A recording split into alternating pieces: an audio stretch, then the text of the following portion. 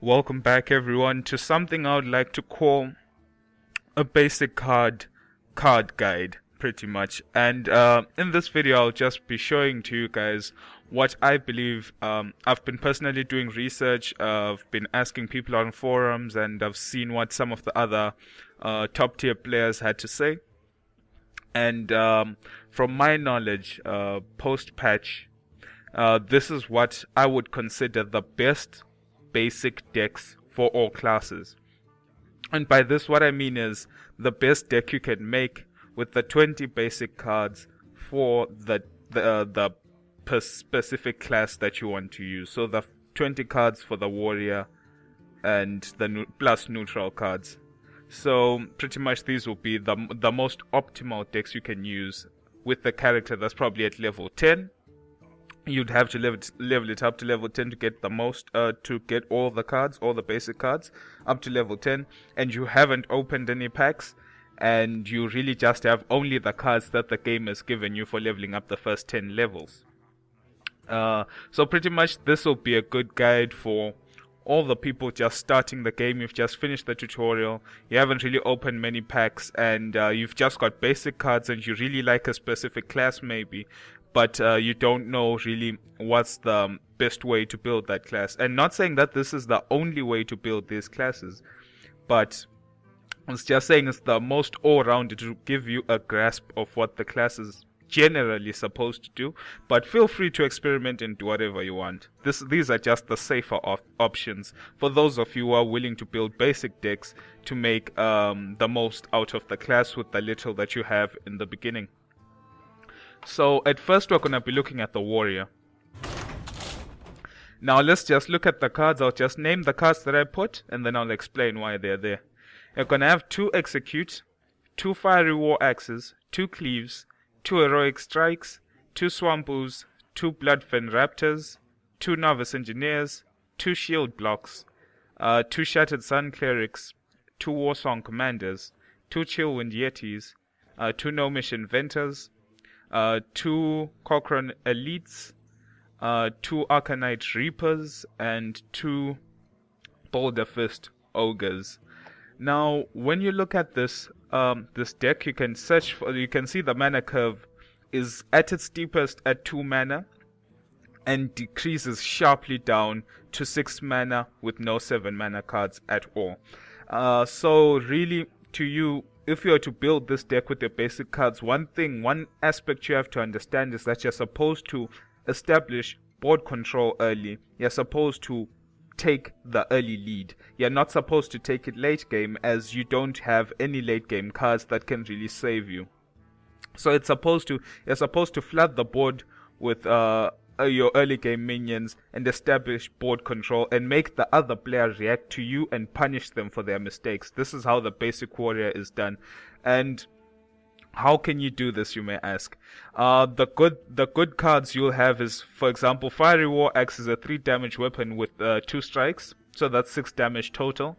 And unless they break your weapon, of course, you'll have 6 damage total. And this is what you'll be using to clear the enemy minions boards, players' minions early game from the board, as really there are not many early game minions that have more than 3 HP. No 2 mana, 1 mana minions that have more than 3 HP that I know of that can be played from a basic deck. None at all. So you'll be using this Fiery War Axe to clear those. And then for any of the minions that have been damaged, like for example, you may say this guy has played a minion with 4 hit points or more. If you damage that minion, for example, if you attack it with a swamp ooze, it may still be alive. You can combo that with execute, and execute destroys any damaged card. Any card that's damaged is just taken off the board and killed instantly. And that works for any card at all. So for example, if the enemy player has played a war golem, for example, and you're asking yourself, how can I deal with the war golem? You can just simply, for example, if you had a gnomish inventor on the board, just hit it with the gnomish inventor, then execute, and the war golem will die. It's 2 cards for 1, but this should give you board control, I believe. So you're supposed to establish yourself early with that. Cleave deals 2 damage to 2 random enemy minions. They're using this to clear the board off. If you are getting rushed down, Cleave is what you're gonna try use to help yourself regain board control if you are lacking in that department. So for example, you could Cleave, which will deal 2 damage to 2 minions, and then you can execute those 2 minions, or you can finish them off with the War Axe. And another thing I would like to talk about is Heroic Strike. Heroic Strike and any weapon really synergize with your hero ability, which makes you gain 2 armor for 2 mana. And the Heroic Strike gives your hero 4 damage for that turn, so that you can attack for 4 damage. So anything you can't kill with your Fiery War Axe that has 4 HP, you can use Heroic Strike to clear it off the board. And then you can armor up before this to reduce any of the damage you're going to take by attacking that creature. So that's how these first 4 cards, they're for board control and for clearing the enemy minions off the board, pretty much, in the simpler terms. The Swamp Ooze and the Bloodfen Raptors are just generally 2 of the best basic 2-drop cards in terms of mana per damage, as they are 2 mana cards that deal 3 damage and have 2 HP, so they would require anything with 2 or more damage to be cleared off the board. So they're really worth having in basic card decks. They're one of the best 2-drops in basic card decks. And another reason why Swamp Ooze is very good for a basic card deck is because it's got a battle cry. It's one of the few other basic cards that have battle cries. And the battle cry is an ability that's played as soon as you play the card on the board. And this is the ability to destroy your opponent's weapon instantly. As soon as you place it down, let's just say you're playing against a rogue and the rogue has got an assassin's blade equipped, you can throw down the Swamp Ooze and that weapon is instantly destroyed, which is a good thing.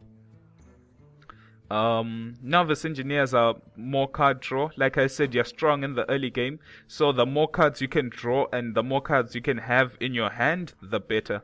But you have to keep in mind the Novice Engineer was nerfed, as it used to be a 1 damage and 2 HP card, so it could survive longer. But now it's a 1 damage, 1 HP card, so it's easily destroyed by either hero abilities or smaller minions of the same size or lesser size. So keep that in mind. It's good card draw, but it's a weak card. Now, Shield Block is not for a basic card, it's okay, I would say. And it just gives you 5 armor and draw a card. So like I said, as a warrior, you're supposed to draw more cards so you can play more cards on the board and swarm the opponent, rush him down, use your weapons to destroy his minions, use your minions to destroy him. So the more armor you have, the better, as you can withstand more damage when you deal, for example, damage with your weapon. Let's just say, for example, there is a... Okay, for example, let's just say the person has played Lord of the Arena, right? It's a 6/5 taunt. So let's just say you've equipped Fiery War Axe. Beforehand, you've had it. You're waiting to clear a minion. And in this turn, you play Heroic Strike, for example. So that would be 3 damage plus 4... 3 damage plus 4 damage. That's 7 damage. That's enough to clear Lord of the Arena. But you may say to yourself, but I'm going to take 6 damage. But no, if you have Shield Block, you can just use Shield Block on yourself. And that would be another 3 mana, so that would be 5 mana in total for Heroic Strike and Shield Block. And you only take 1 damage from the Lord of the Arena, but you clear the taunt off the board, which is very good in that regard. It's good for clearing off taunts and high damage minions with your weapons. Shattered Sun Cleric, I believe, should be in every basic deck, as it's a good card. It's a 3 mana cost card. That's 3 attack points and 2 health points, and you can buff another minion on the board by giving it 1 attack and 1 health. Really, it's a must. I think it's a must-have card in every deck, as it's balanced. It's very balanced. It's got enough pros for the cons that it has. So it's really a good card. Warsong Commando was recently reworked, and now it says that whenever you summon a minion with 3 or less attack, give it charge. I believe back in the day it was... I don't think it had a damage restriction. Like, for example, if I summoned 7/7, it didn't matter, it just came out to charge. I'm not too sure, you'll have to do some research on that, but I believe now it's only a minion with 3 or less attack. And so it's good, for example, if you had a Warsong command and then now you're playing Swamp Ooze and Raptors, for example. You're playing, like, you put 2 Swamp Ooze on the board and they come out to charge, and that's a guaranteed 6 damage on that turn where he can't do anything about it. Or, for example, if you play Shattered Sun, like if you had maybe Swamp Ooze or Bloodfen Raptors, you can now play Shattered Sun Cleric and buff that Raptor as well that has charge, and then they're guaranteed 4 damage on the Raptor since it's got charge. So it's a really good card to have, I believe. Chillwind Yeti has got good stats. It's 4 mana for 4 damage and 5 health. Really, the card has no other abilities, but its stats are so good that it's good to have in your basic warrior deck.